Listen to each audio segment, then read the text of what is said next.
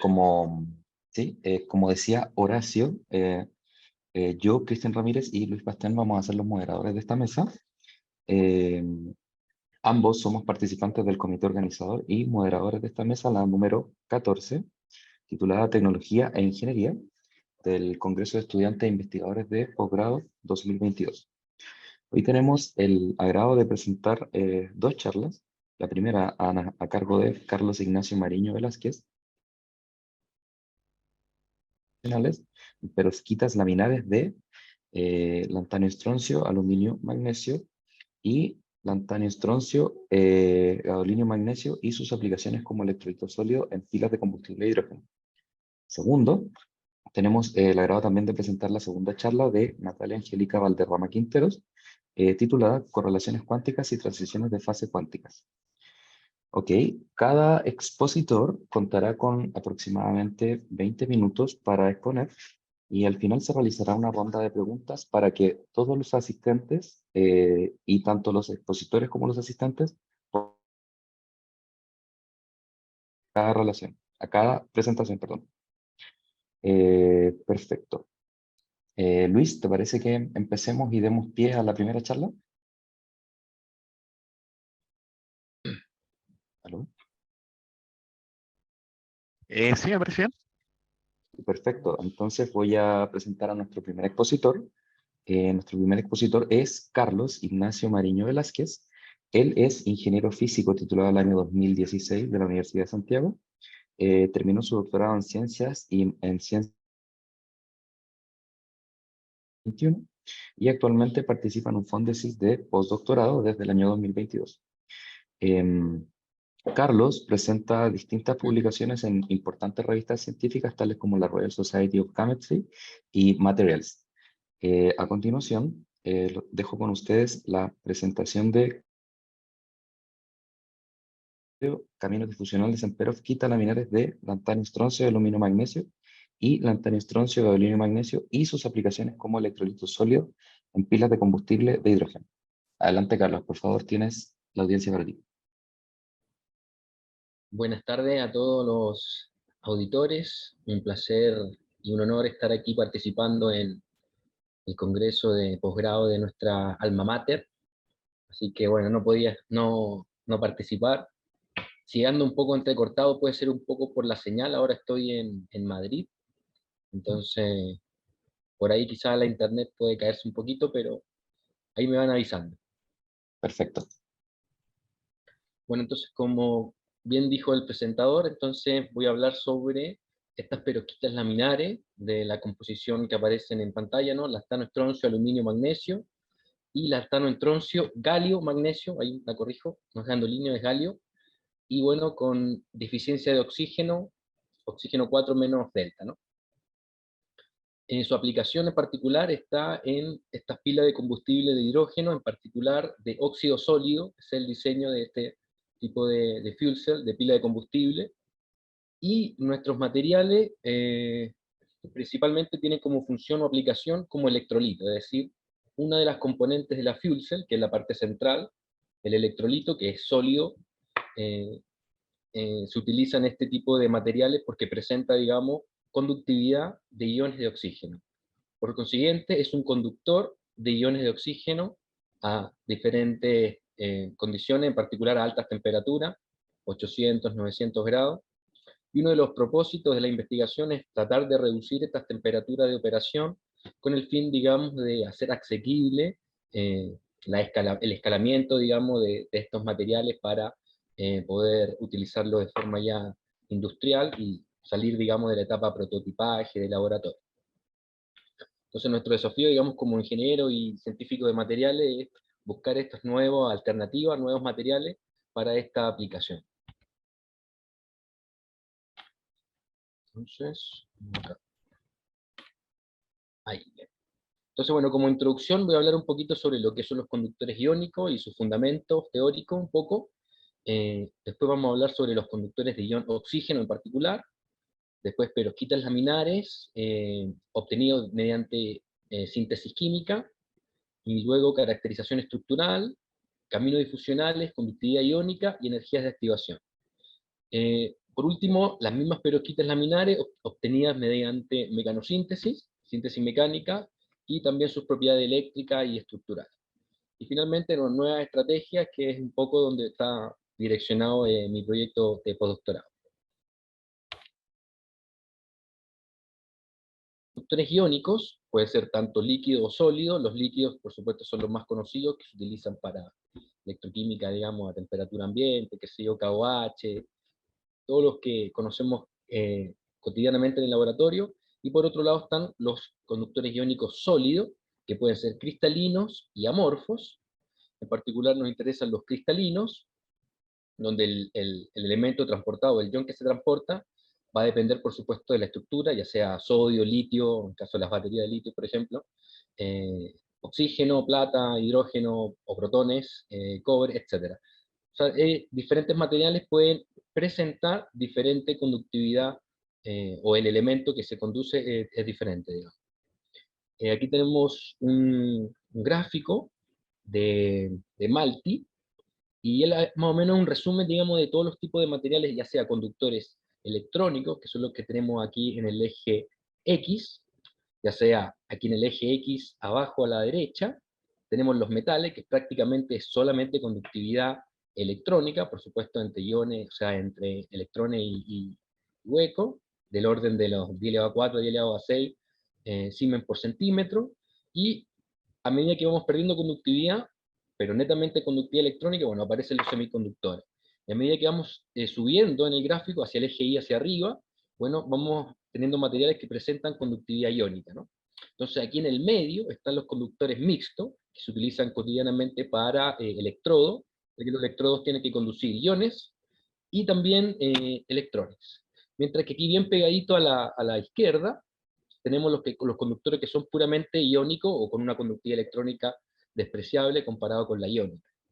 Aquí en el A, por ejemplo, tenemos el nafión, que es este polímero que conduce iones, me parece que son protones los que conducen, y tiene aplicación en pila de combustible de intercambio protónico, que son las que utilizan actualmente los coches de pila de combustible de hidrógeno, o sea, Toyota o Nissan, que ya está sacando modelos de línea, está utilizando este tipo de materiales para este tipo de pila.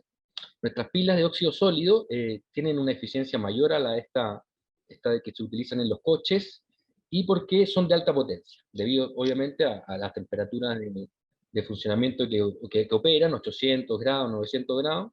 Entonces su aplicación está yendo a dirección, no sé, aviones, camiones, barcos, pequeñas centrales eléctricas, para dar energía a una planta o a una pequeña comunidad. Esa va a ser, digamos, su aplicación en el futuro próximo. Ya no se habla de un futuro tan próximo, yo creo que ya un poco más el presente, o sea, de aquí a los próximos 10 años, se espera que este tipo de dispositivo ya entre al mercado, digamos, como una alternativa a, a, a participar en la decarbonización de los sistemas energéticos. ¿Okay? Entonces, bueno, a nosotros como materiales conductores iónicos nos interesa la conductividad, ¿no? Y la conductividad se relaciona, bueno, la conductividad total, que tiene una parte electrónica, una parte iónica, y por supuesto nosotros estamos buscando materiales que tengan netamente conductividad iónica y baja conductividad electrónica, ¿no? Y bueno, aquí un par de ecuaciones donde relaciona un poco la conductividad con la movilidad eléctrica que tienen los iones dentro de la estructura. Entonces, por un lado está la movilidad, que es el factor termodinámico, depende directamente de la temperatura, como lo vemos acá un poquito. Entonces, por un lado está el efecto termodinámico de la temperatura, o sea, necesitamos alta energía o altas temperaturas para producir la difusión de la conductividad. Entonces hay un mecanismo un poco combinado, que es lo que se llama la ecuación de Nernst-Einstein, que es difusión y conductividad un poco relacionado, que es lo que presenta un ion dentro de la estructura cristalina cuando se ve influenciado bajo un campo eléctrico. ¿Vale?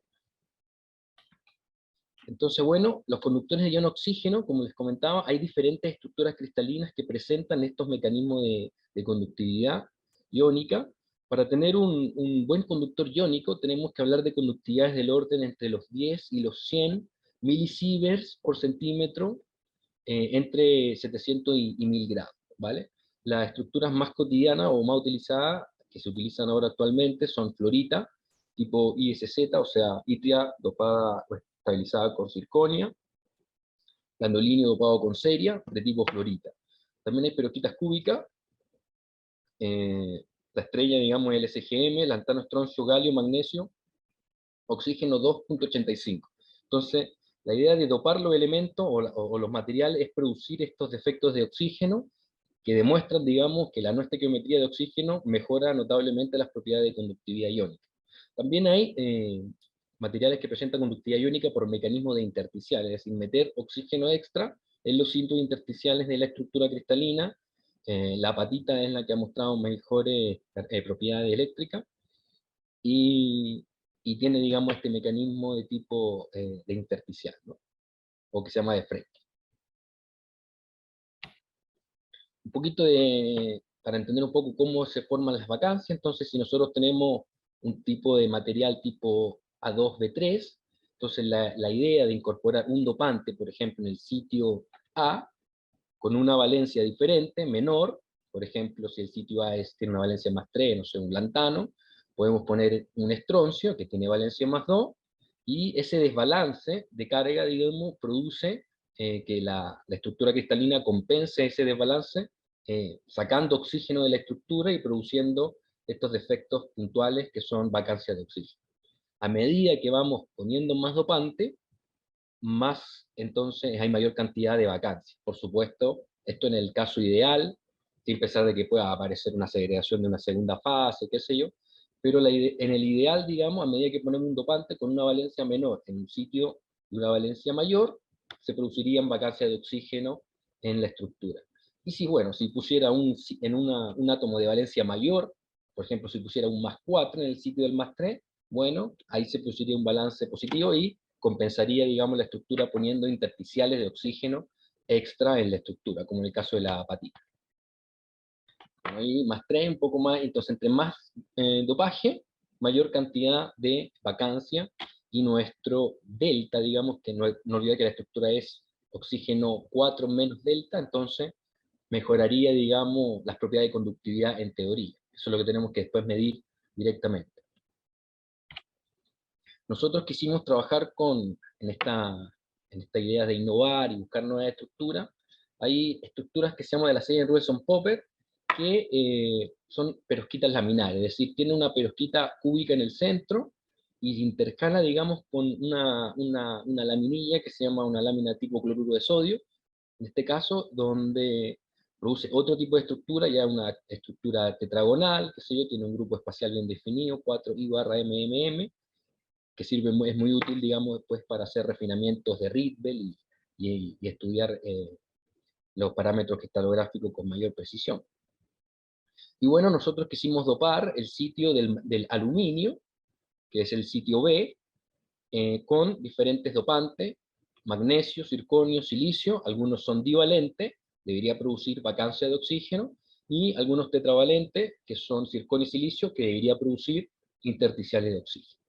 ¿Vale? La forma de sintetizar esto es mediante la ruta de citratos-nitratos, o el método de Pechini, que es donde bueno, ahí lo voy a explicar un poquito, y después las temperaturas de sinterización, o sea, para obtener los pellets, las pastillas, los materiales densos o sólidos, eh, andan alrededor de los 1400 grados las temperaturas de sinterización. Entonces, bueno, la ruta de citratos se toman todos los nitratos pesados estequiométricamente, nitrato de lantano, nitrato de estroncio, nitrato de aluminio, nitrato de magnesio, previamente estudiados con una curva TG, digamos, para calcular la cantidad de agua, en el caso de lo que son más higroscópicos, como el óxido de lantano, perdón, el nitrato de lantano o el nitrato de aluminio. Entonces, tener claridad a la hora de pesar cuál es la cantidad de agua que tienen estos elementos, y después no tener excesos que puedan producir segunda fase. Se espera, digamos, que los nitratos disueltos en ácido cítrico, unas gotitas de ácido nítrico para subir un poquito el pH, y luego esperar que evapore todo y se hace un tratamiento térmico de 600 grados a 12 horas, una rampa de alrededor de 5 horas de subida, y luego a 1100 grados por 12 horas. Después este polvillo que se obtiene se hace un sinterizado, o sea, un prensado uniaxial en una prensa, digamos, con una matriz, con forma circular, y se obtienen estas pastillitas después de sinterizado en 1400 a 12 horas, o 10 horas, en este caso fueron de 10 horas. La primera caracterización que se hizo fue por difracción de rayos X, donde nos permite caracterizar que la estructura esté formándose sin ninguna impureza, digamos, grosera. Y como vemos acá, en el gráfico de arriba a la izquierda, vemos que la fase de referencia, es decir, lantano, estroncio, aluminio, oxígeno 4, se forma bastante bien, prácticamente sin impureza, nos alcanzan a apreciar en el tamaño de la imagen, y a medida que vamos poniendo magnesio en el sitio del aluminio, magnesio 0,1, 0,2 y 0,3, bueno, hay un corrimiento de los picos principales hacia la izquierda, lo que es una evidencia de que el aluminio está entrando en el sitio el magnesio está entrando en el sitio del aluminio. Como tiene un rayo iónico levemente mayor, la celda unidad tiende a crecer, el volumen de la celda tiende a crecer, y esto se refleja en un corrimiento de los picos hacia la izquierda. Básicamente porque al reemplazar obviamente los planos cristalográficos, en el caso de los principales acá, que es el 103 y el 110, perdón, tienen un crecimiento debido a la presencia de un ion mayor, ¿no? Que es el caso del magnesio. Y bueno, aquí quisimos seguir metiéndole magnesio hasta más no poder, 0,1, 0,2, 0,3 hasta 0,8, y la evidencia de que se siguen corriendo los picos hacia la izquierda, o sea, logra el magnesio entrar en el sitio del aluminio, pero después de 0,3, digamos, ya la impureza empiezan a crecer segunda fase, perovskitas triple y qué sé yo, y otro tipo de impurezas que lo hacen a la práctica, no sirve, digamos, como para aplicación de electrolito, que la idea es tener un material completamente monofásico. Y bueno, estos son calentados a 1100 grados, ¿no? Luego, con algunas colaboraciones que tenemos acá en el ILLL, podemos hacer difracción de neutrones, que tiene una ventaja con respecto a la difracción de rayos X, porque el factor de scattering de los rayos X con el oxígeno, perdón, es muy pequeñito y por lo tanto no se pueden ver, digamos, los planos del oxígeno en la difracción. Versus que con los neutrones, en la sección de los neutrones y el scattering con los oxígenos es bastante grande, y por lo tanto se permite obtener un patrón de difracción mucho más completo, lo que permite, bajo un refinamiento estructural, obtener con mucha precisión no solo los parámetros cristalográficos, sino las ocupaciones del oxígeno. Y por lo tanto detectar que hayan vacancias o intersticiales en el caso que lo haya, ¿vale? Entonces nosotros hicimos difracción de neutrones a nuestras muestras dopadas con magnesio, y bueno, se veía por supuesto acá en el volumen, que se ve que a medida que uno pone magnesio, hay un crecimiento de los parámetros cristalográficos, por la evidencia de que el magnesio entra en el sitio del aluminio, y por otro lado, una disminución en los parámetros de ocupación, es decir, vemos aquí para X01 y para X03, que la ocupación del oxígeno, en particular el oxígeno 2, que es el oxígeno que está apicalmente en el octaedro que se forma entre el oxígeno y el aluminio, el que presenta mayor cantidad de vacancia. Entonces debería estar en ese oxígeno la mayor concentración de vacancia. También con los datos de difracción de neutrones podemos utilizar algunos módulos de cálculos como enlaces de valencia y mapas de Fourier para determinar, digamos, posibles caminos difusionales que experimenten la estructura y así, bueno, ir mejorando los diseños para ir optimizando las propiedades eléctricas o de conductividad. Nosotros mostramos, digamos, que bajo los mapas de Fourier, que pareciera que hubiera un desdoblamiento ahí en el sector donde está el oxígeno, digamos, apical, como que tuviera ahí como un desdoblamiento, que se ve como un 8, y lo que interpretamos, mediante los cálculos de valencia de enlace, es que existe un sitio cristalográfico, que es el 16N, que está vacío, como sitio intermediario para el movimiento del ion oxígeno.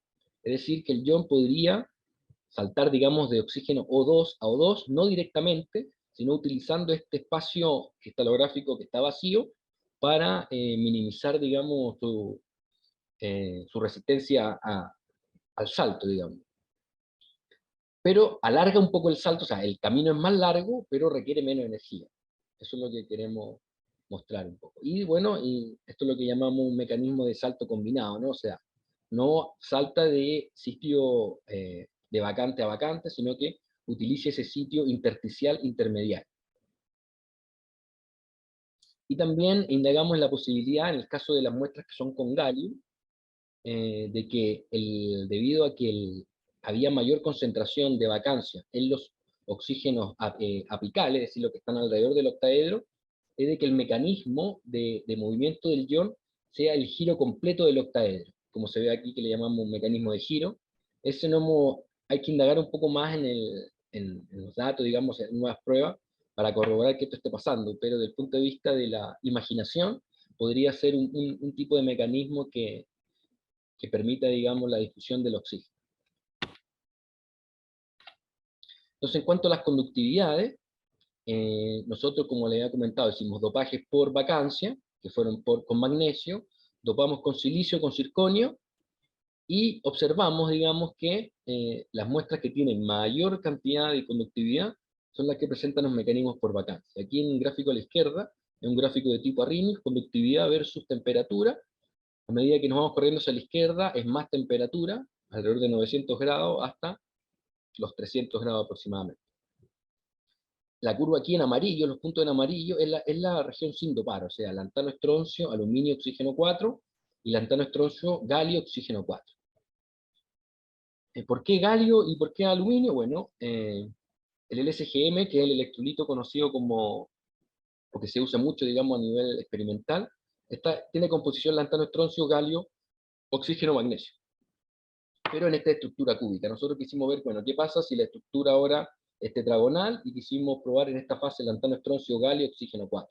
Luego, bueno, el galio es muy caro, ¿cómo lo cambiamos? Bueno, cambiámoslo con aluminio, que también es de monovalente, digamos, tiene valencia única, y con eso uno se evita problemas de conductividad electrónica. Y bueno, estaba reportada la fase, lantano, estroncio, aluminio, oxígeno, y nosotros quisimos dopar también con magnesio, y bueno, se ve que la conductividad mejora en 3 órdenes de magnitud. O sea, sin dopar tenemos conductividad del orden de los microsievert, y ya dopado, digamos, tenemos conductividad de los orden de los milisievert. O sea, mejora prácticamente 3 órdenes de magnitud la conductividad con un 10% de magnesio. Y versus los intersticiales, que si bien mejora la conductividad iónica, no es suficientemente alta como los mecanismos por vacante. O sea, si bien intersticialmente entra el circonio o el silicio en el sitio del aluminio, probablemente produce intersticiales de oxígeno, lo que mejora la conductividad, pero no lo suficiente como los mecanismos con galio, perdón, los mecanismos con vacancia.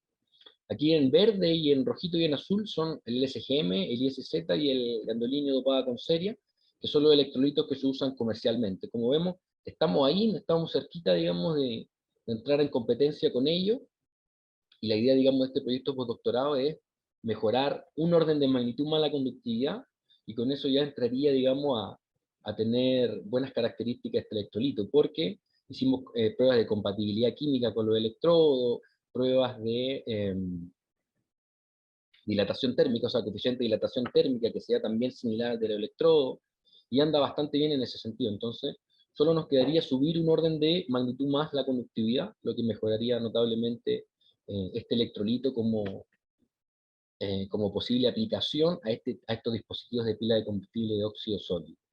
Y por otro lado, los cálculos con neutrones, que nos ayudan a dilucidar un poco los mecanismos de conductividad que tienen estos materiales.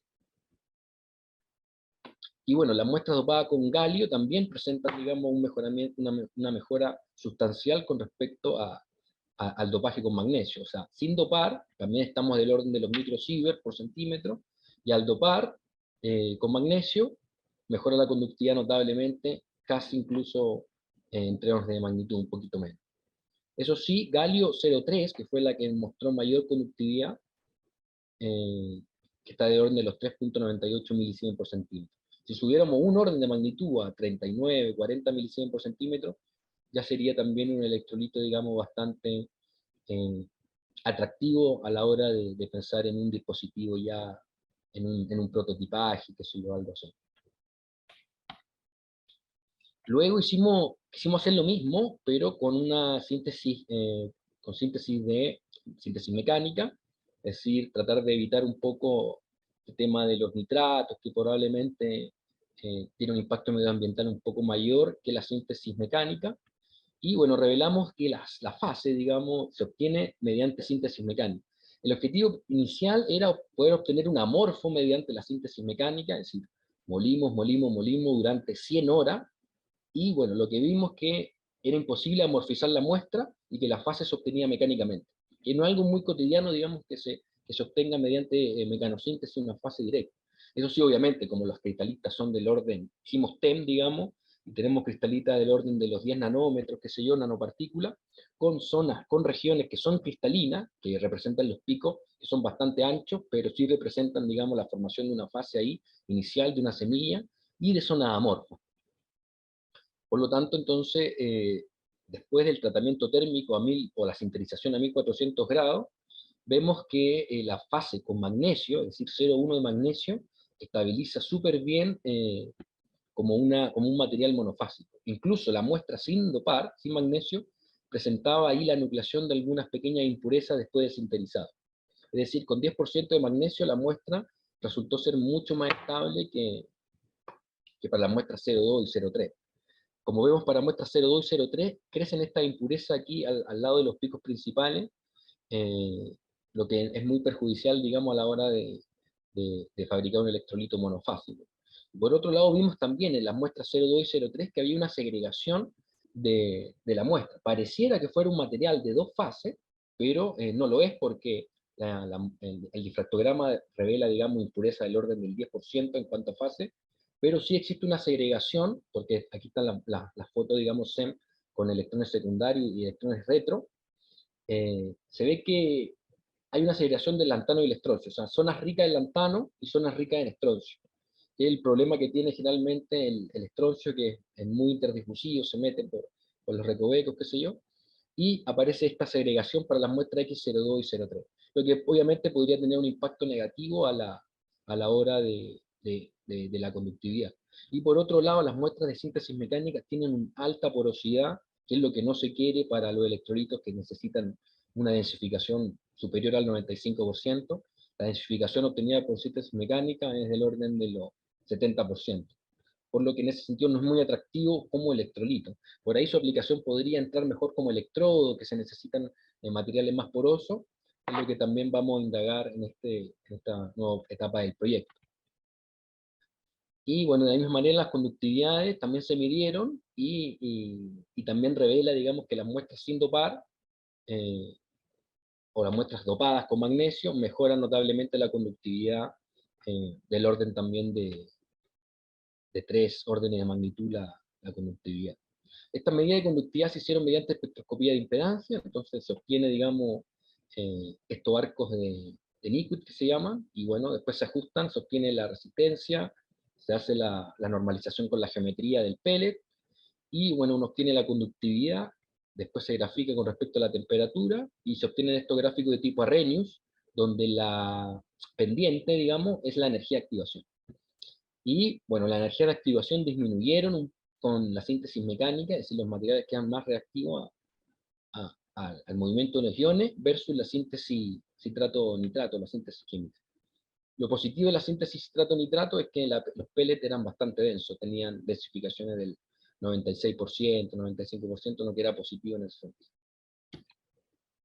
Y bueno, como la nueva estrategia le comentaba, o sea, para mejorar la conductividad y subir un orden de magnitud, estamos tratando de mejorar la densificación y evitando esta segregación mediante nuevas técnicas de tratamiento térmico, y estamos ahora probando, que será, lo voy a contar para el próximo congreso, que son estos sinterizados ultra rápidos. O sea, si sinterizamos la pastilla en 12 horas, ahora la vamos a sintetizar en 10 segundos, con una colaboración que tenemos con los chicos de la Universidad de Concepción, y bueno, esperamos que esto también mejore las propiedades de conductividad.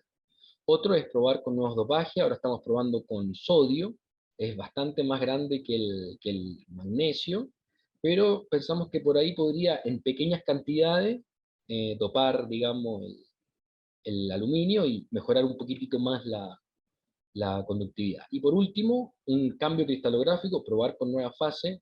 Ahora las fases de Ion-Jacobson son las que están de moda, así que vamos a tratar de sintetizar este tipo de estructura y evaluar sus posibles aplicaciones como conductor iónico de oxígeno.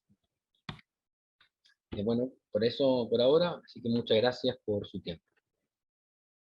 Termino con la frase: nada en la vida Sí, es para ser temido, es solo para ser comprendido. Ahora es el momento de entender más, de modo que podamos temer menos. Qué bien. Excelente presentación, Carlos. Muy, muy interesante. Mucho trabajo detrás, de seguro. Esto es Sí, parte también de tus resultados doctorales, ¿no? claro. Claro, me lo imaginaba. Bueno, excelente presentación. Vamos a dejar el espacio para las preguntas al final. No sé si estará por ahí. Luis, Sí, eh, por favor. hola. Natalia, no sé si puede compartir Hola, pantalla. Hola Natalia. Eh, ¿me escuchan bien, cierto? Sí, te escuchamos bien, Natalia. Ya, escuchamos perfecto.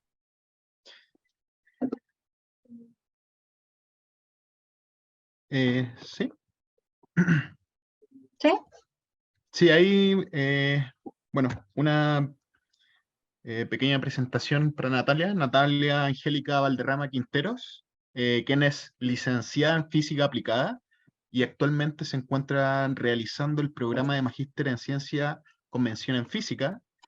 Ha ejercido como docente y actualmente se encuentra como investigadora en la Universidad de Santiago. Con esto, hoy día Natalia nos va a comentar el tema correlaciones cuánticas y transiciones de fases cuánticas. Natalia, por favor, cuando gustes. Ok. Déjenme sacar las imágenes que si no me voy a distraer.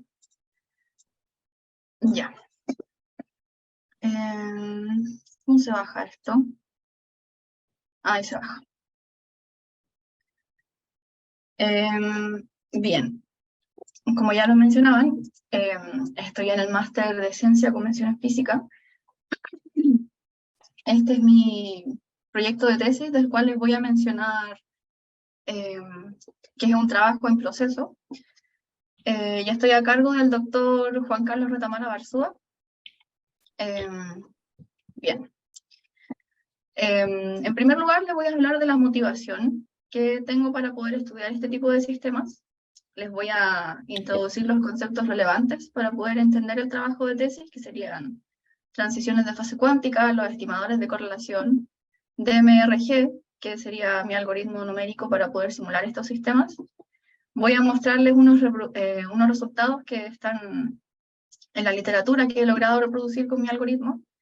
Y finalmente les voy a hablar brevemente del modelo de Heisenberg, que es mi modelo de estudio de interés, y las proyecciones de este proceso, de este proyecto de tesis. Bien. Inicialmente la motivación de este problema es con qué tipo de física estamos trabajando.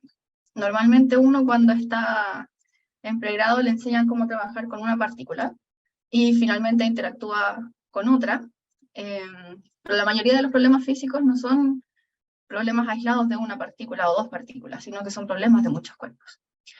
Ahora, lo complicado del problema de muchos cuerpos no es que simplemente sean muchos cuerpos, sino que estos interaccionan entre sí, y esto hace muy complicado a nivel general poder encontrar soluciones analíticas en el mayor de los casos.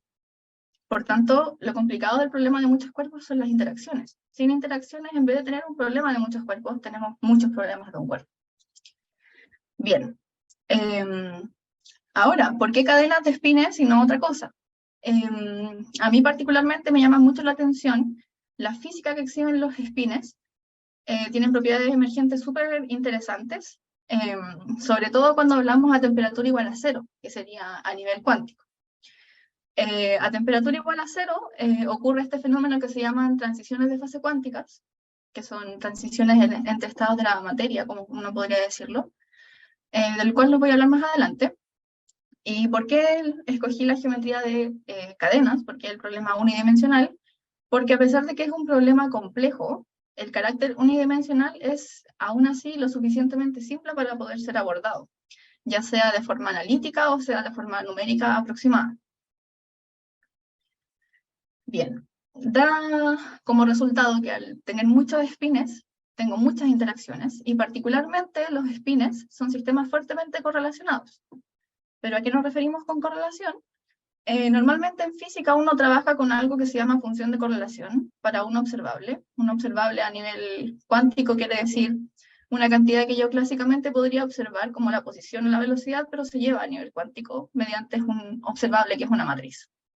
Pero yo no quiero trabajar con este estilo de aproximación al problema, sino que con correlaciones, pero desde la perspectiva de la información cuántica. Ahora, ¿por qué? Porque son las correlaciones cuánticas las que a mí me interesan de este sistema. En principio, la noción de correlación viene desde la información clásica, en donde, por ejemplo, déjeme ver si puedo tomar un puntero. Bien. Yo puedo ver este diagrama de Venn, por ejemplo, y tengo un sistema X, un sistema Y, y yo puedo obtener la información de este sistema X, de este sistema Y, y del sistema en conjunto, del sistema X e Y, y también si es que ellos tienen información en común, también obtener información de ahí, mediante estas ecuaciones de acá. Eso es lo relevante porque a nivel clásico uno habla de la información que obtiene de un sistema y qué conclusiones puedo sacar de eso. Bien. Sin embargo, pero cuando hablamos de correlaciones cuánticas, este concepto de la información clásica se lleva a nivel cuántico, pero además tenemos un fenómeno particular, que es el entrelazamiento cuántico, que es un fenómeno que no tiene un equivalente clásico. Entonces, la idea clave de estas correlaciones cuánticas es la transmisión de la información, o qué información puedo obtener yo de mi sistema completo. Entiéndase como sistema, el sistema de muchos cuerpos. Bien. Pasando al concepto de transición de fase cuántica, a nivel clásico es simplemente un cambio de estado de la materia a otro estado, el cual presenta nuevas propiedades, y lo responsable de este cambio es la fluctuación térmica, es decir, la temperatura. Todos en la casa hemos hervido una tetera y sabemos que el agua pasa de líquido a gaseoso, y que el responsable de este cambio de fase es la temperatura, como podemos ver acá. Ahora, una transición de fase cuántica es similar en concepto, pero distinto en el nivel fundamental en que nosotros vamos a estar trabajando a temperatura igual a 0. En temperatura igual a 0 vamos a estar trabajando en un régimen cuántico. Ahora, las fluctuaciones cuánticas van a ser las que dominan este sistema y la cual me determine respecto del parámetro que yo esté variando, que si a nivel clásico es la temperatura, a nivel cuántico podría ser un campo magnético, un parámetro de anisotropía, etc., el cual me va a decir, mira, aquí tengo una transición de fase entre estas dos fases nuevas cuánticas. Algunas características de esto es que a temperatura igual a 0, como ya les mencionaba, implica que estoy a nivel cuántico, pero también de que estoy en mi sistema en el nivel más bajo de energía, lo que en la jerga se conoce como ground state, o estado base. Y también que las transiciones de fase cuántica se clasifican normalmente analizando la discontinuidad de la energía de mi sistema, en base al parámetro que yo estoy modulando para poder hacer que ocurra una transición de fase. Sin embargo, yo no me voy a enfocar en la energía como tal, sino que da la maravillosa casualidad, podría decirse, de que las correlaciones cuánticas cambian con la energía. Entonces, si es que hay una discontinuidad en la energía de mi sistema, va a haber una discontinuidad en mis correlaciones cuánticas. La gracia de esto es que estas correlaciones pueden presentar comportamientos singulares, es decir, que tengan un cambio abrupto, que tengan algún máximo, que exista un cambio en la segunda derivada de estas funciones, etc. Por tanto, visualmente yo puedo enterarme de qué es lo que está ocurriendo con mi sistema de una forma relativamente sencilla, que es trabajando con correlaciones cuánticas. Bien, hablando de los estimadores de correlación, voy a hablarles primero del entrelazamiento, y aquí entrelazamiento se relaciona directamente con concurrencia. Más adelante les voy a mostrar cómo.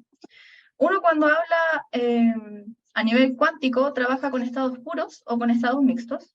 Estas son simplemente formas de representar las características de un estado. Un estado puro se escribe de esta forma, y un estado mixto normalmente es una descomposición de estos phies, que son estos estados que están aquí, pero ponderados por alguna probabilidad. En general, esta matriz densidad no necesariamente siempre representa estados mixtos, sino que uno también puede representar estados puros con el formalismo de la matriz densidad. Ahora bien, ¿qué es entrelazamiento? A nivel formal, un estado separable, es decir, que yo puedo escribirlo como producto tensorial, es un estado separable, y lo que no es estado separable es un estado entrelazado. Pero eso es hablar en jerga muy alta. Entonces, yo aquí tengo un estado entrelazado, este es un ejemplo en particular, y la representación de este estado la podemos ver aquí en este diagrama. Alfa 1, 0, las etiquetas A y B son simplemente las etiquetas de mi sistema A y de mi sistema B. Yo tengo esta configuración donde mi partícula del sistema A está en el nivel 1 y mi partícula del sistema B está en estado 0. Y esta configuración tiene una probabilidad alfa, y por el contrario, esta otra configuración donde mi partícula del sistema A está en 0 y mi partícula del sistema B está en 1, tiene una probabilidad beta. El entrelazamiento nace directamente de que a nivel cuántico estos dos estados están superpuestos con probabilidades alfa y beta. Entonces yo no puedo determinar directamente en cuál de los dos está hasta que mida. Entonces, lo relevante de esto es precisamente la medición, porque si yo quisiera, por ejemplo, medir el estado en mi sistema B en general, yo voy a estar, por ejemplo, midiendo el estado 0, donde yo sé que mi estado 0 de la partícula B está con probabilidad alfa, pero yo voy a determinar de forma automática en un estado entrelazado el estado del sistema A. Por el contrario, si yo quiero ver que en esta misma configuración quiero pillar mi partícula del sistema B, en la configuración del estado 1, automáticamente mi partícula del sistema A va a estar en el otro estado. Entonces, lo que yo les quiero demostrar con esto es que un estado entrelazado, yo no tengo por qué medir el sistema A y el sistema B para tener toda esta información. El entrelazamiento lo que me asegura es que yo al medir solo una parte de mi sistema, voy a tener información de la otra parte que no medí. Bien, ahora, esto se ve directamente de un estado separable, porque si ustedes se fijan, esto podría parecer muy parecido, esto podría lucir muy parecido para ustedes.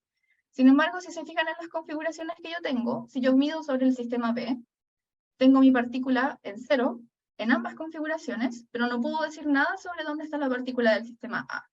En los estados separables yo tengo que poder medir ambos subsistemas para poder tener la información que yo necesito, a diferencia de un estado entrelazado. Bien. Con esto, el entrelazamiento, ¿cómo se mide? El entrelazamiento se mide mediante el formalismo de esta matriz densidad que ya se les había presentado antes, en donde ρ sub i es la matriz densidad de uno de los dos sistemas A o B, al cual simplemente le aplico el logaritmo y le saco la traza multiplicándola por su propia matriz densidad, y tengo una cantidad que se llama entrelazamiento. Ahora bien, cuando tengo un estado mixto, que es decir, que tengo muchos estados compitiendo, o sea, no compitiendo, sino como cuando tengo una descomposición de un estado en el cual yo no estoy segura en cuál estado está, tengo el estado mixto. Para estos, a cada estado puro le voy a calcular esta cantidad de entrelazamiento, pero lo voy a multiplicar por la probabilidad que tiene de estar el sistema en ese estado en particular. Ahora, como esto pueden ser múltiples configuraciones, yo tengo que asegurarme que estoy encontrando el mínimo de ellas. Esto requiere un proceso de optimización para encontrar el mínimo entre todas esas descomposiciones. Bien, calcular el entrelazamiento no es un problema trivial, porque va a depender mucho dependiendo de la dimensión del sistema que esté trabajando. Pero hay algunos resultados analíticos de los cuales uno se puede aferrar un poco. Por ejemplo, Wouters encontró una fórmula analítica para trabajar con qubits, es decir, con sistemas de 2 niveles, en donde mediante esta función de acá, con el argumento x, que se relaciona con este c cuadrado es la concurrencia. Así que pueden notar por qué entrelazamiento y concurrencia es básicamente hablar de algo muy similar, porque están relacionados solo por una función. Donde está concurrencia, yo la voy a calcular para un estado puro con esta transformación, y para un estado mixto como la cantidad máxima entre 0 y la resta de estos autovalores. Estos autovalores provienen de esta matriz, y este ρ es la matriz densidad de mi sistema, y este ρ con gorrito es esta transformación de acá. Bien, habiendo hablado del entrelazamiento y cómo se calcula, tenemos que hablar del segundo estimador de correlación que es relevante para mi tesis, que es el quantum discord. Volviendo a lo que les había mencionado antes de la información clásica, si yo tengo un sistema A y un sistema B, y tengo un lugar entre estos sistemas donde tengo información mutua, puedo calcular esta información mutua a nivel clásico de estas dos formas. De las expresiones izquierda y derecha son muy equivalentes a nivel clásico. Quisiera resaltar esta parte de aquí en particular porque esta es una probabilidad condicional. Es decir, que yo estoy diciendo, voy a medir la información de este sistema, dado que ya medí el sistema B. ¿Por qué? Porque cuando nosotros pasamos a nivel cuántico, la expresión que está a la izquierda no es complicada de escribir a nivel cuántico, pero la expresión a la derecha sí lo es, porque el introducir la condicionalidad a nivel cuántico es complejo, puesto que uno tiene que escoger los ejes donde uno va a medir. Esto en general es complicado porque uno puede escoger los ejes que a uno se le ocurran, pero en este caso el Quantum Discord lo que hace es tomar la diferencia entre estas dos expresiones, pero maximizando esto de acá, que es básicamente maximizar la correlación clásica que yo voy a encontrar. ¿Por qué? Porque esta expresión de acá, a nivel cuántico, quiere decir que tengo la información clásica y cuántica de todo el sistema, pero aquí al introducir la condicionalidad estoy introduciendo la medida, y eso es directamente clásico. Entonces, si yo maximizo mis correlaciones clásicas y le resto de todas las correlaciones del sistema, me voy a quedar solamente con las correlaciones cuánticas. Eso es la idea atrás del Quantum Discord. Y es relevante porque por mucho tiempo se pensó que la única correlación a nivel cuántico que existía era el entrelazamiento, hasta que se dieron cuenta que el Quantum Discord podía seguir existiendo en un sistema, a pesar de que no hubiese entrelazamiento. Bien, ahora, habiendo explicado estos dos tipos de correlación, tengo que centrarme en el problema de cómo simulo mi propio problema, dado que no siempre uno puede trabajar de forma analítica con el problema. Ahora, imagínense que esto es una cadena ahí donde cada circulito son los sitios, mis partículas que yo estoy trabajando. Yo puedo estar trabajando con un qubit, es decir, un sistema de 2 niveles, o un qtrip con un sistema de 3 niveles, y el espacio matemático que va a simular este problema va a aumentar exponencialmente con el número de sitios que yo estoy trabajando. Uno podría pensar que un problema de muchos cuerpos es 1000 partículas, 2000 partículas, pero inclusive si yo quisiera simular de forma exacta 20 partículas, voy a tener un problema porque el espacio matemático con el que yo estoy trabajando es una configuración de 1.000.000 de posibilidades distintas. Si estoy trabajando con qubits, y si estoy trabajando con qubits, ya tengo 1.000 millones de posibilidades distintas en donde yo solo quiero encontrar una, que es el ground state. Entonces eso es muy complicado de pedir para un computador clásico. ¿Qué es lo que hacemos con esto? Tenemos que apalearlo de alguna forma, y aquí es donde entramos con el algoritmo de Quantum de DMRG. DMRG es la sigla en inglés de Density Matrix Renormalization Group, o grupo de renormalización de la matriz densidad, donde la idea central es poder truncar el espacio de Hilbert, o mi espacio matemático con el cual yo estoy simulando. A nivel general, yo trabajo con un bloque y un sitio, los cuales yo voy a enlazar de esta forma con simetría izquierda, y luego tengo que reflejar este cálculo a la simetría derecha. Yo voy a juntar estos dos sitios centrales, que es donde va a ocurrir la física como tal, y a esto le voy a calcular básicamente el estado base, puesto que cuando estamos trabajando inicialmente con 4 sitios, el espacio de 4 sitios es simplemente para un qubit 2 a la 4, así que eso es un trabajo que puede hacer el computador. Conforme yo vaya renormalizando el bloque, ¿qué quiere decir esto? Que el bloque ahora va como a comerse el sitio que tiene más a su lado, tal que el bloque ya no va a tener una dimensión de un sistema, de una partícula, sino que va a tener la dimensión de 2 partículas, y lo mismo va a ser el bloque de la derecha. La gracia de esto es que yo voy a ir repitiendo esto iteración por iteración, hasta el punto donde yo tenga unos bloques que podrían tener, por ejemplo, 50 partículas dentro, pero mi espacio matemático de simulación no va a tener la dimensión de 50 partículas, por eso es accesible de hacer. Bien, esto en particular es el proceso de DMRG infinito, donde lo que me interesa a mí de este algoritmo es que los sitios centrales son los que tienen la física y donde voy a realizar mis mediciones, porque después yo puedo deshacerme de estos bloques, y la gracia de esto es que los efectos del borde de la cadena en el DMRG infinito no tienen relevancia sobre el sistema central. En cambio, cuando yo quiero trabajar con sistemas finitos, es decir, donde a mí sí me importan los efectos del borde de la cadena en mis sitios centrales, paso al algoritmo de DMRG finito. La única diferencia con el anterior es que tengo que partir con el procedimiento de DMRG infinito hasta conseguir el largo de la cadena que quiero, supongan, no sé, 10 sitios. Y luego, con ese largo obtenido, yo los bloques voy a empezar a hacerlos crecer de un lado hacia otro. Es decir, este se va a comer este sitio, este va a expulsar un sitio, y lo que va a hacer es un efecto visual de que los sitios se están moviendo por toda la cadena. Esto que ustedes pueden ver de mover los sitios por la cadena se llama barrido. Y eso es lo que asegura la convergencia de mis resultados para no tener errores numéricos. Bien. Ahora les presento un poco los resultados de la literatura que he logrado obtener. Estas curvas de acá, las tres, son curvas de concurrencia o entrelazamiento.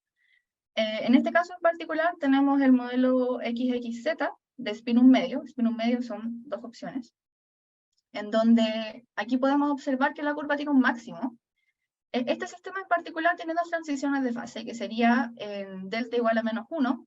Esto de acá, el delta, me refiero al parámetro que está acompañando al sigma z por el sigma z. Cuando este parámetro es igual a -1, yo puedo ver que la curva que está en 0 salta abruptamente, así que eso me muestra una transición de fase de primer orden. Y cuando este parámetro es igual a 1, los ejes X, Y y Z tienen la misma probabilidad de estar, básicamente, por decirlo a grosso modo, y acá tengo un máximo en mis correlaciones. Entonces, visualmente yo puedo decir que en este punto y en este punto tengo una transición de fase.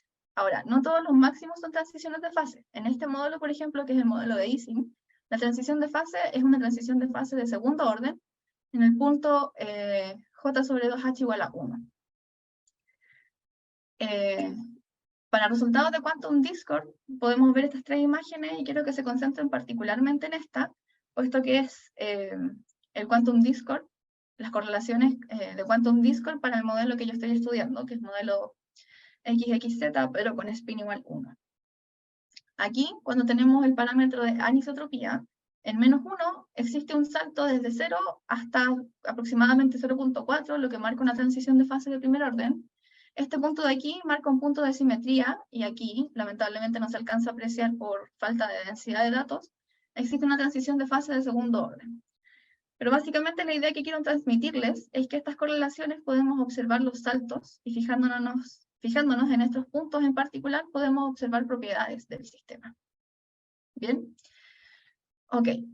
Para entrar a finalizar, el modelo de Heisenberg de spin 1, el XXZ, es bien conocido en la literatura, al menos sus transiciones de fase. Tenemos tres transiciones de fases presentes, en donde dependiendo del parámetro de anisotropía, por ejemplo, para menor que 1, tenemos una fase ferromagnética. ¿Qué quiere decir esto? Pictóricamente yo puedo pensar en los spines como una flechita, y ellos van a estar alineados en un mismo sentido. Todos los spines van a estar alineados en el mismo sentido. Cuando tengo el delta entre -1 y 0, voy a tener una fase XY, que quiere decir que voy a estar alineado en este plano, en el plano XY, y el eje Z no va a jugar un rol particularmente importante.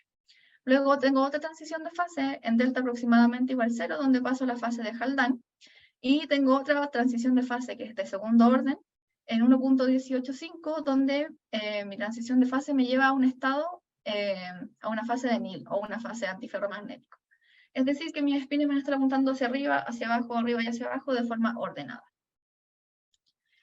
Bien, las proyecciones de este trabajo de tesis son poder estudiar modelos de spin superior, porque los modelos de spines superiores exhiben también otras transiciones de fase que pueden ser encontradas con estos estimadores de correlación que yo estoy estudiando, pero también existen muchos otros. Entonces, el entender las correlaciones a nivel cuántico no es tarea sencilla, y para eso uno tiene que trabajar con distintos estimadores de correlación. Ahora bien, todas las correlaciones que yo les estuve conversando son a primeros vecinos, es decir, entre sitios conjuntos. Yo no voy a calcular, por ejemplo, si tengo 4 partículas entre el 1 y el cuarto, o entre el 1 y el tercero. Sin embargo, eso podría agregarse en un futuro. Y finalmente, trabajar con cadenas finitas, porque dependiendo de las condiciones de borde que uno le ponga, por ejemplo, de que esto esté abierto, o sea, yo llego 1, 2, 3 y 4 y punto, o yo digo que el 1 con el 4 se conectan como un anillo, voy a tener también cambios en mis correlaciones, y también cambios posiblemente en alguna transición de fase. Bien, con eso doy por finalizada mi presentación. Quisiera agradecer particularmente a la Universidad de Santiago de Chile, a la Vicerrectoría de Posgrado, por entregarme la beca interna de magíster para poder cursarlo. Muchas gracias. Muchísimas gracias, Natalia, por tu presentación. Ambas presentaciones de muy alta calidad en esta mesa. Mucho trabajo detrás para ambos. Felicidades.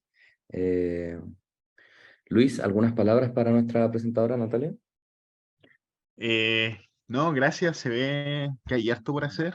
Esta es una fase inicial, yo creo que hay que seguir viendo eso, el del spin 3 medio, lo encuentro súper ambicioso. Y bueno, todo lo que abarca probabilidades da, da harto trabajo, así que ánimo nomás, Natalia. Sí. Quiero dar paso a las Mm. preguntas a los oyentes o entre ponentes también pueden preguntarse, así Sí. que quiero abrir este espacio.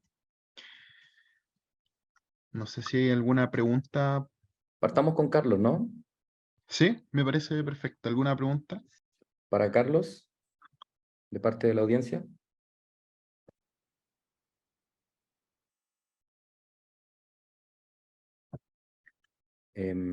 Voy a tomar la palabra. Carlos, yo tengo una pregunta para ti respecto a la caracterización de tus muestras.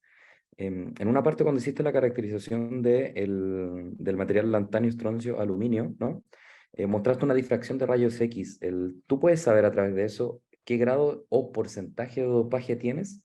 Y si hay algún porcentaje óptimo para porque después mostraste unos resultados donde variaban la concentración y obtenías distintas conductividades.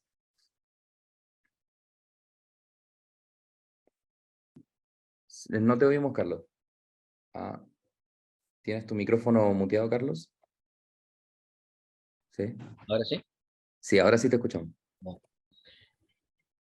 ver si entiendo un poco la pregunta. La pregunta es determinar realmente si mi dopaje está siendo efectivo, ¿no? O sea, si realmente el magnesio ¿O está cuánto entrando. porcentaje tienes, no? Claro, bueno, ahora nosotros probamos 10, 20 y 30% en el sitio del aluminio, es decir, magnesio 0,1, 0,2 y 0,3. Sí. Es muy difícil, digamos, saber a ciencia cierta, debido a que las cantidades son muy poquitas, digamos, que segregue el magnesio como óxido de magnesio. Probablemente si hubiera óxido de magnesio, a pesar de ser poquito, debería aparecer un pico, digamos, de óxido de magnesio en su sitio correspondiente. Claro. Cosa que no ocurre, digamos, está borrado ese pico, lo que nos da información de que el magnesio probablemente sí está entrando en el sitio del aluminio. A medida Perfecto. que ponemos más magnesio, significa que estamos poniendo menos aluminio, y por lo tanto por ahí podría aparecer la nucleación por exceso de lantano de estroncio, que son las segundas fases que aparecen, que son, las puse ahí, pero no sé, el lantano 2, estroncio, aluminio 4, oxígeno 9, por ejemplo. Que son una segunda fase de perovskitas triple, o otro tipo de impureza, o óxido de lantano, que también de repente queda fuera como óxido de lantano, cuando en el pesaje, digamos, el exceso de humedad del nitrato, hayan problemas en el pesaje y, bueno, puedas agregar este poquito de óxido de lantano. Como decía, lo importante, lo principal es que te aparezca un difractograma completamente limpio, sin ningún pico extra, y solamente la fase que uno esté buscando, que es lo que aparece con un 10% de magnesio, tanto para la síntesis de química o la síntesis mecánica. Pero sí, ahí está el desafío, digamos, de encontrar un dopante que no segregue como segunda fase como óxido, o eventualmente que produzca la segregación ya sea del cationado o del cation B. Claro, perfecto. Y déjame entender otra cosa también. Uno de los objetivos, creo haber entendido que es usar lantanio, estroncio, aluminio en lugar de lantanio, estroncio, gadolinio, debido al valor que tiene el precio. Claro. Y claro, tienen claras diferencias. El que tiene gadolinio presenta 17.8 microsiemens por centímetro, mientras que Galio, vale, no es el de gadolinio, galio, galio. perdón, y el del aluminio ¿Mm? presenta 4.36, hay una diferencia notable. Pero cuando los dopas, ambos bajan en una gran cantidad. Ahora, el que tiene galio, cuando lo dopas con 0.2, muestra una conductividad menor a cuando lo dopas con 0.3. ¿Cuál sería una explicación para eso? Claro. Bueno, en principio, la explicación hay que seguir indagando, pero o Ya. sea, en rigor, entre más magnesio entra en la Ujú. estructura, más vacancias de oxígeno deberían producirse. Si Ya. tengo más vacancias de oxígeno, debería, por consiguiente, mejorar la conductividad. El problema es que cuando dopo con más cantidad de magnesio, a pesar de que mejore la conductividad, hay segregación de segunda fase. Y esta segunda fase, eventualmente, debido a la operación de la pila en funcionamiento a 800, 900 grados, podría haber ahí tener problemas, digamos, con la segunda fase de segregación de su impureza o crecimiento de la impureza, o el envenenamiento en sí de la celda, porque esta impureza podrían producir carboncillo, qué sé yo. Entonces, por eso la idea es buscar un material que sea de una sola fase, evitar la mayor cantidad posible de impurezas que no superen el 0.5%, o sea, decir, que sean prácticamente invisibles para los rayos X, y bueno, y por ahí por otras técnicas, no sé, SEM y EDS, ver que no hayan también impurezas de otro tipo, qué sé yo. En el caso de la molienda mecánica, como se hacen en tachos que son de carburo de tungsteno, podría eventualmente ahí, de ahí que está ahí la coctelera funcionando, Marta ahora, podría eventualmente haber dopaje, o sea, contaminación con tungsteno, lo que podría incrementar la conductividad electrónica, no sé, algunas cosas que vayan en desmedro de su aplicación. Claro, que es Entonces, el ahí está el fin desafío, último digamos, de desde el punto de los vista de materiales. la física química del estado sólido, es buscar, digamos, muestras que sean completamente puras. Sí, claro. Bueno, doy paso si alguien más tiene una pregunta para Carlos.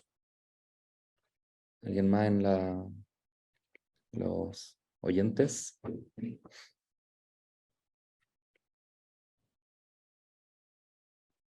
Ujú. Luis, pasamos entonces a Natalia. Ya, sí. No sé si hay preguntas para Natalia de parte de la audiencia.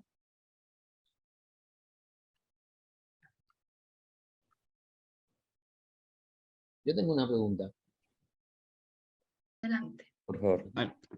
A mí, no sé, el tema esto de lo cuántico siempre me ha llamado mucho la atención desde que estudié física, y es cuando dicen de medir, no sé, medir menos poner la regla, poner el multímetro, no sé.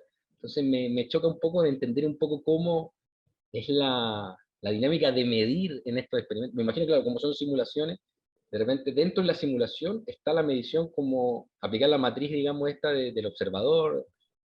¿Cómo así en palabras sencillas, para lo más bruto, digamos?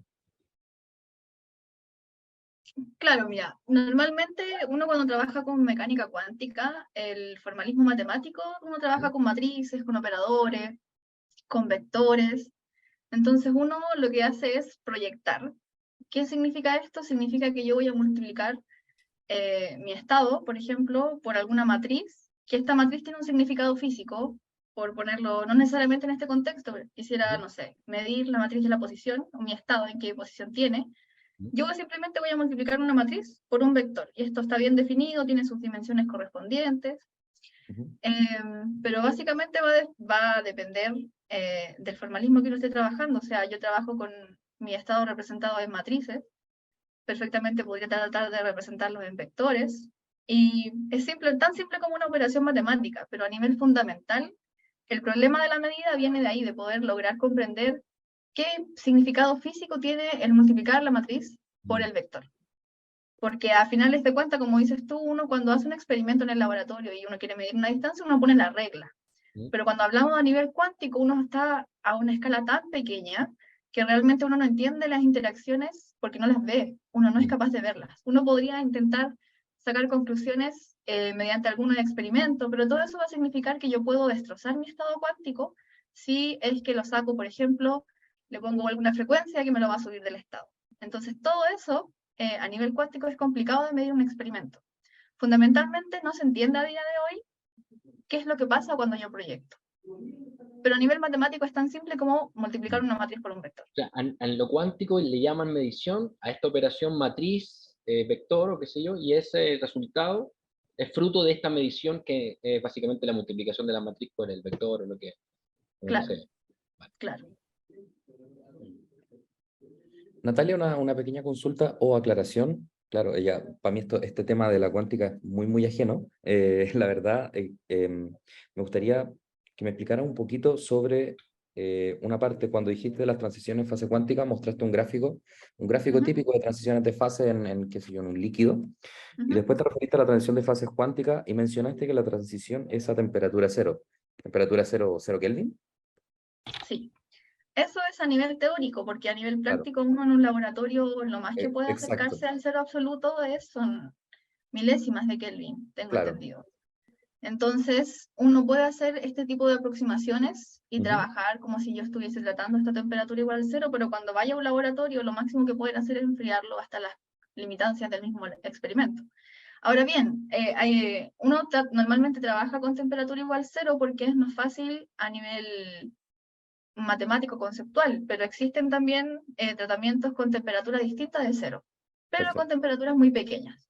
De hecho, uno de los gráficos que mostré, no sé si, bueno, lo voy a compartir solo porque, para que lo puedan ver. Perfecto. Em,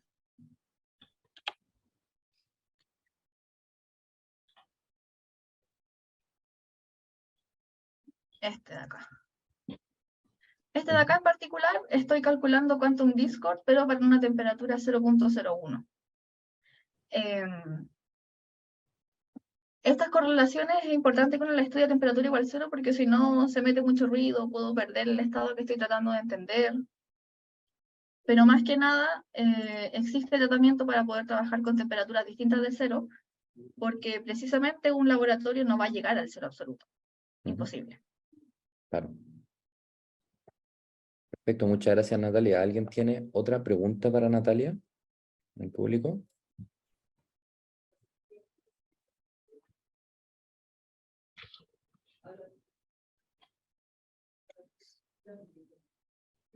Luis, entonces vemos que al parecer no hay más preguntas. Preguntas entre Natalia y Carlos también se hicieron. Se dio la oportunidad de que hicieran esa interacción, que es muy bueno. Yo quizás quiero hacerle una pregunta, la última a Natalia. Por supuesto. Claro, porque Natalia partió su charla hablando de que ella básicamente se acomplejizó un poquito el problema tratando de evaluar más de un cuerpo. Y en ese cuerpo definió interacciones, que yo me lo imagino como microestados de equilibrio, Ujú. en donde ella básicamente está tratando de determinar el ground state, o como me lo imagino yo, no sé si es correcta mi aceleración, no sé si Natalia me puedes corregir, Ujú. como, el nivel donde el spin es como menos energético, entonces como más estable. Claro, podría interpretarse de esa forma. El ground Ah, state es ya. el que tiene menor energía, claro. Ah, ya. Entonces, y te iba a preguntar algo mismo con lo que dijo Carlos, que tú lo respondiste igual. No hay, en literatura no hay ninguna como metodología experimental que no excite ese ground state y se ha capturado. O sea, uno en general, cuando ya trabaja en un laboratorio, lo que yo me dedico a hacer es casi física teórica, pero un poco más de simulación, como para poder entender estos fenómenos. Pero cuando uno se va al laboratorio, igual tiene un rango de competencia básicamente entre las fluctuaciones cuánticas y las fluctuaciones térmicas. Entonces, yo por lo menos aún no entiendo bien esto, pero hay algunas correlaciones que logran sobrevivir con temperaturas muy bajitas. Entonces, normalmente son esas las que se pueden capturar y llevar a cabo en un laboratorio. Pero Claro, hay muchas porque otras correlaciones que con temperatura un sí, poquito más alta, como del orden de millikelvin, no sobreviven. Tú destruyes la correlación. claro, se te altera el estado, el Claro. macroestado y los microestados ya se complejiza todo, claro. Gracias, Natalia. No sé si hay alguna otra pregunta, si no,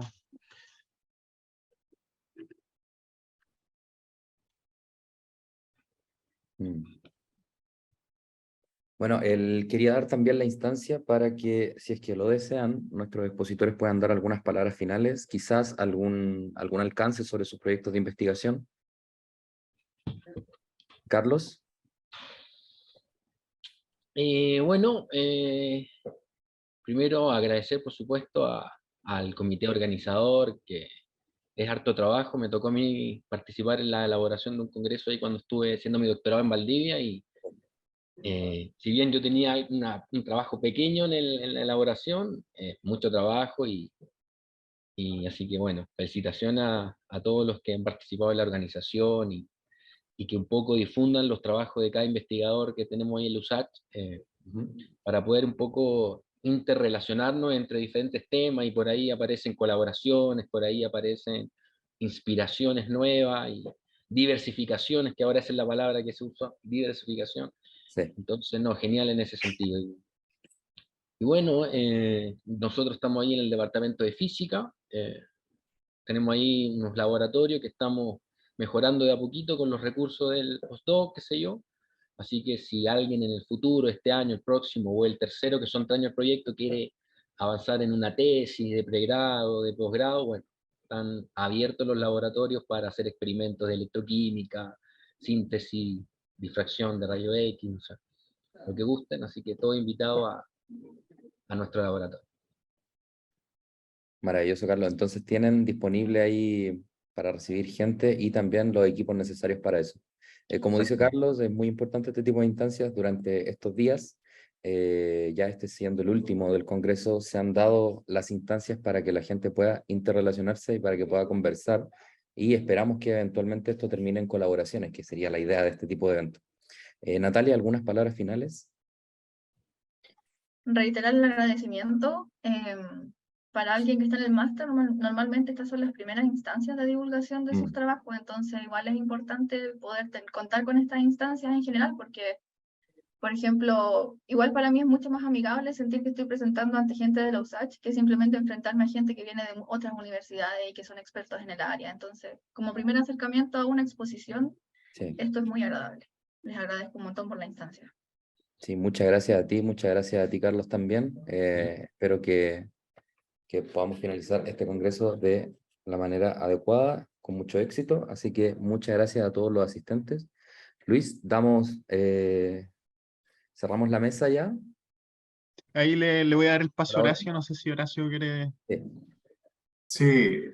Sí, agradecer también a los y las expositores de esta mesa, y agradecer también especialmente a Luis y a Cristian, que han podido moderar esta última mesa virtual del Congreso, el cuarto Congreso de Estudiantes, Investigadores e Investigadores de Posgrado, que ha sido organizado por estudiantes y también graduadas de los programas de posgrado de los USACH. Y dejarles la invitación simplemente a las últimas actividades del Congreso. Nos queda una mesa presencial hoy día en la tarde, a las 4:15, en el edificio de la Vicerrectoría de Posgrado, la sala 341. Y luego ya nos pasamos a la sesión de cierre, que va a ser virtual, a eso de las 6 de la tarde, para poder tener una reunión, digamos, con todos y todas quienes quieran participar de esta última reunión de conversación, más bien de evaluación del Congreso y de proyecciones ya para, ojalá, el quinto Congreso en el 2023. Así que dejarle la invitación a participar dentro de lo posible en las últimas instancias y a mantenerse también ahí atenta a las comunicaciones del Congreso. Se van a estar difundiendo algunos videos también de estas reuniones virtuales, estas mesas virtuales, algunos materiales también que se han ido recogiendo en el sitio web del Congreso a través de los resúmenes de los y las ponentes. Así que dejarles la invitación, mantenerse también en contacto, agradecer también su disposición también a conversar, a dialogar sobre sus trabajos, y ahí nos mantenemos en contacto. Así que muchas gracias. Perfecto, muchas gracias a todos los asistentes y damos por finalizada la mesa.